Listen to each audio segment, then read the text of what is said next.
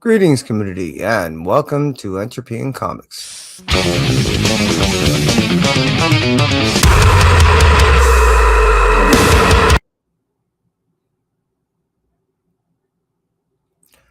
I'm your host, Kevin, and I appreciate you tuning in. And yeah, this is Kevin's most anticipated reads tomorrow for New Comic Book Day, 3/25, 2026. Appreciate you tuning in. If this is your first time, I appreciate you stopping by. And for those that cruised on through on the rewind, I appreciate you. And for those of you that cruise on in on the live, just take a moment, say hi. Hey, Las Cruces, how you do? I hope all's all, with you and yours. Excuse me. And yeah, let's jump on into it. How about that? Let's start off with Image Studios.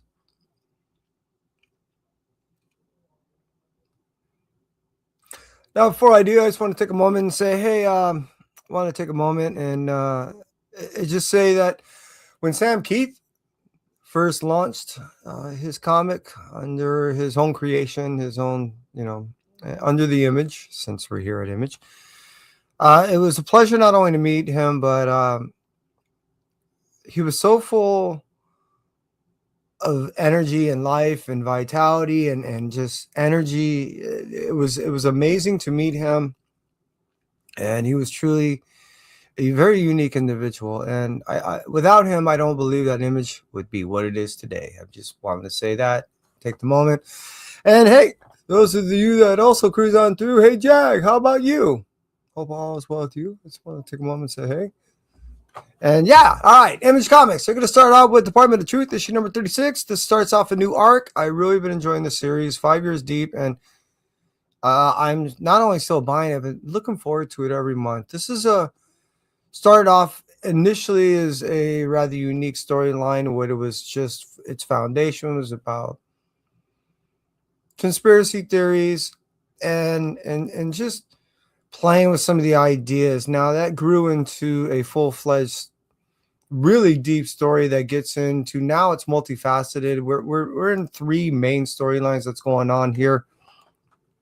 It's a fight between who's taking control of the department, what the department actually means, and who's governing it now, and what's happening on the other side as far as the other department is concerned with the Russians, which has their own version. Yeah, I really been not only enjoying the concept, but really how this has been playing out. As I stated before, it's multifaceted, and it does deal in things that are uniquely, tangibly evident, but also fringe on touching on aspects that it could be thought as this conspiracy or conspiracy linked. Department of Truth not only delves in aspects of that, but it really does allow your brain to entertain some of the ideas that you always thought to be true. Let's move out to the Department of Truth, issue number 36, and cruise over to Pharaoh, issue number 21. This is the silent issue. This one, from my recollection, has no dialogue and will be told exclusively through its visual interpretations. There is a character in this storyline that can neither, from my understanding, hear or speak, and that's why we're getting this type of story. It comes from this individual's perspective and what's transpiring in the storyline from this individual's, again, perspective. Not only are we getting this perspective, but inside information that has never been ridiculous to us before. That stated, I also end up learning that Pharaoh it's anticipated to try to move as far as a 60-issue series. Slated as a goal. If it goes beyond that, well, we can only hope. 21 issues deep, and it's always going to be on my pull list monthly. Just saying. Let's move out from Pharaoh, issue number 21, which I highly recommend. If you're not reading, pick up the trade, catch up. you will not be disappointed. And let's talk about High Street, issue number 11. Another series starting a new arc. This started out by, if I'm pronouncing her name correctly, Mattel Zut, something like that. Sorry if I'm mispronouncing it. And it's a story of, it started out kind of Twilight Zone-ish. We're getting a few characters that are that I thought were just telling the story for story's sake. I didn't realize that they were main stake storyline contenders, meaning we're always getting the story and the story of Hyde Street and its anthology style series of stories from characters within the storyline that became part of the storyline only because they were once part of a story. What I mean by that is we got Pranky, the Boy Scout. He's there because of some of the choices that he made were not just the best, but he made a deal and now he's part of Hyde Street. Thus, every other main character that we have on there. That stated, as I said, it was first founded by her, but it's really developed into something considerably more, in my opinion, in the sense of where it's developed to. Its evolution is ever developing into a larger world that I thought it was. Even though Hyde Street is a street, anyone from the world that ends up accidentally on it may have to contend with their bitterness, their sorrow, and hopefully they can escape.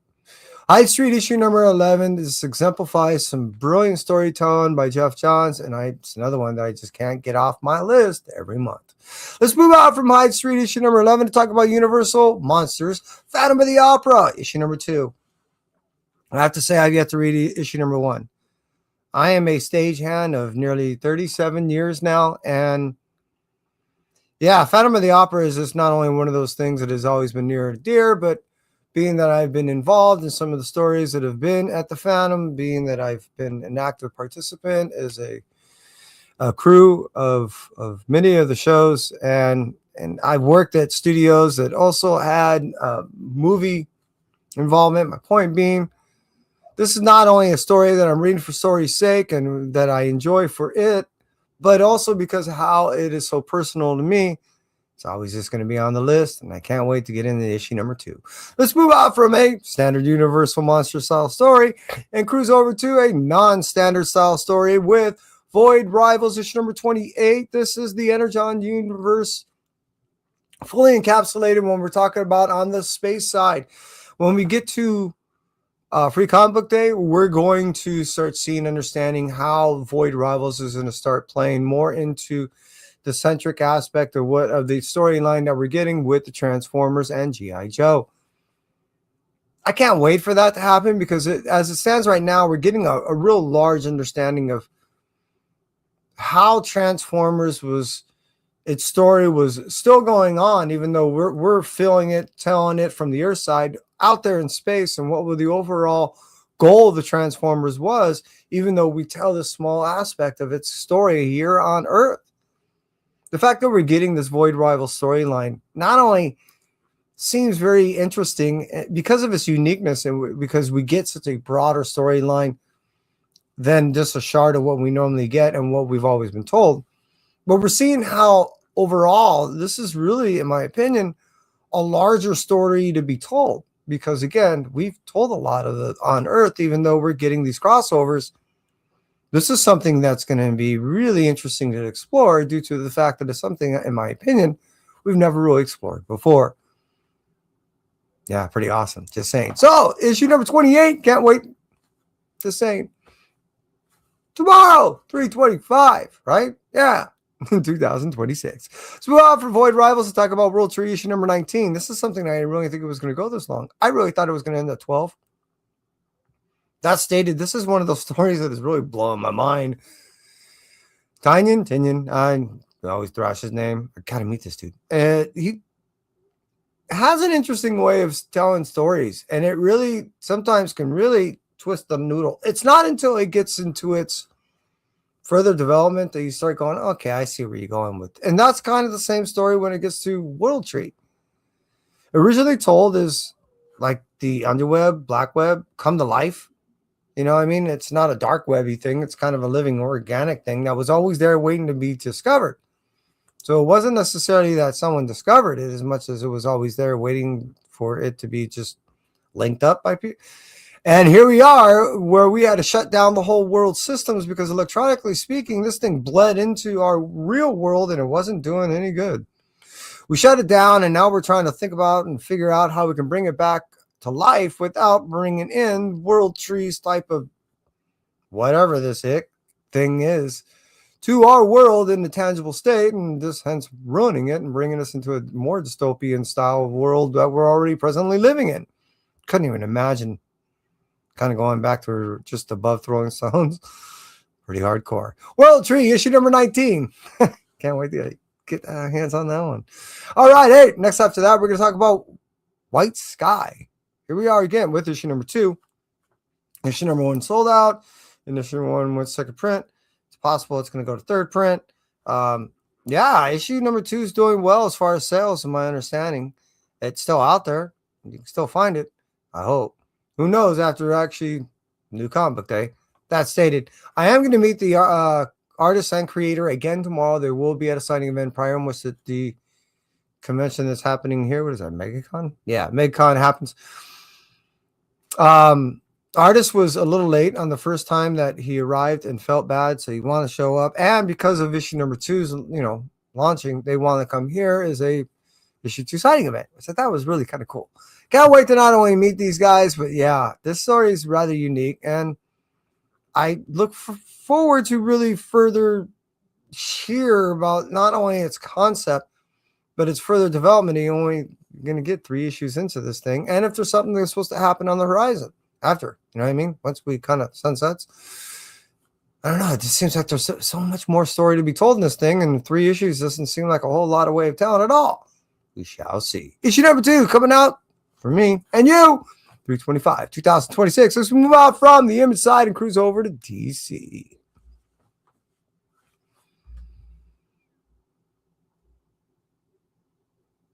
Go. DC is going to give us the only book that I'm looking forward to. The reading is the DC Marvel Superman Spider-Man book, issue number 1. I'm hoping, if everything works out correctly, to go see. You know what I end up booking? Where is it? Where are you? You gotta be around here somewhere. That's for tomorrow. That's for tomorrow. That's for tomorrow.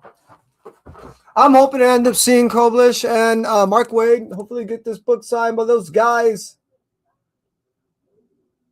Not only get it signed, but I'm looking to get my grubby hands on that thing and check it out. I'm looking to read. There's something like 6 stories in this thing.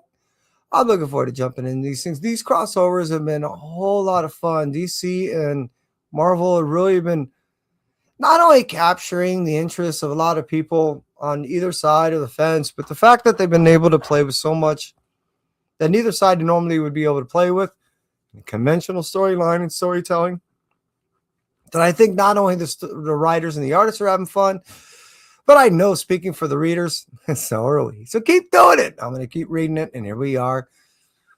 Just going to read another crossover once again on 3/25, 2026. Let's move out from the DC/Marvel side, and let's cruise over to... I didn't mess up, did I? Oh, Marvel. Here we go. I can't claim that I'm doing this thing. I've been doing too long. All right. Marvel's going to bring us starting off with Godzilla, the Infinity War, issue number 2. I've been saying this is going to be a null-heavy year, and here we are with a null-heavy story with Godzilla.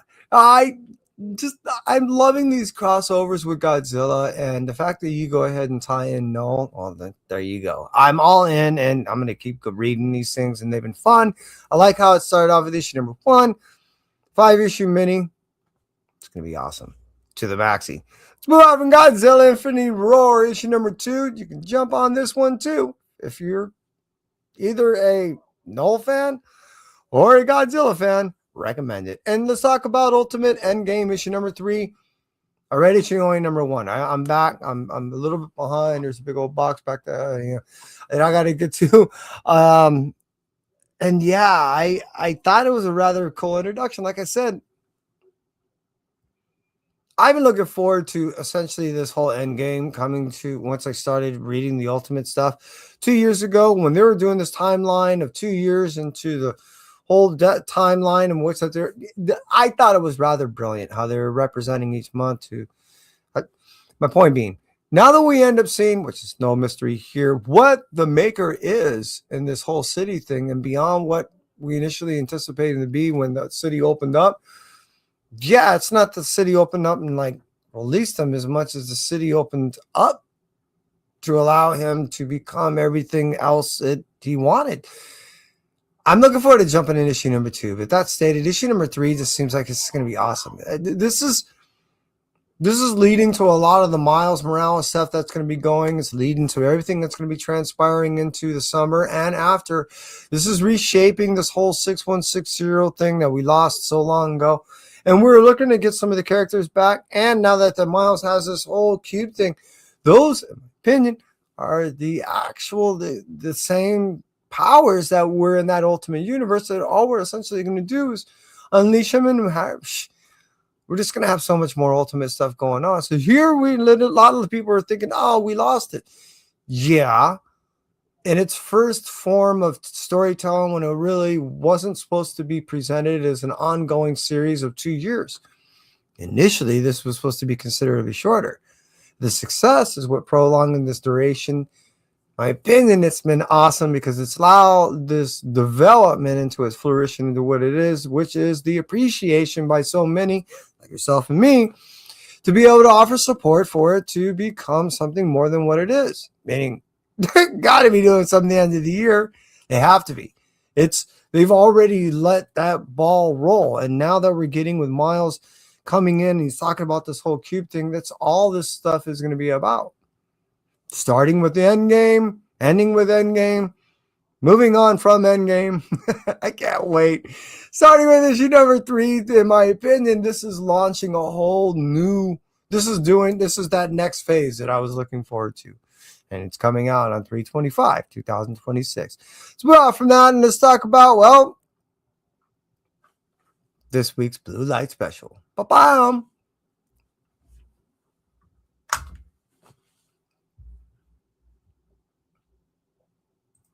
This week's Blue Light Special is Null, issue number 3.